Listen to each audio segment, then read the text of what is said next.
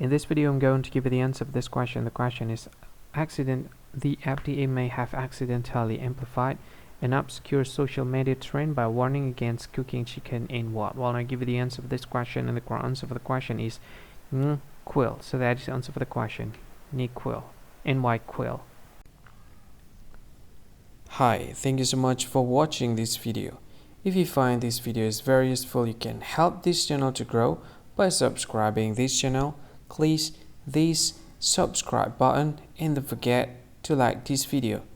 And if you find this video is not really good, or you don't really like this video, or you kind of feel that it's a little bit offensive or something like that, you can click this one, dislike button. You can do that anyway. And if you want to share this video with your friend, you can share it by clicking this share button, and you can share it to any social media that you wish that is currently available at this time, like Facebook, Twitter, LinkedIn, and many others, right?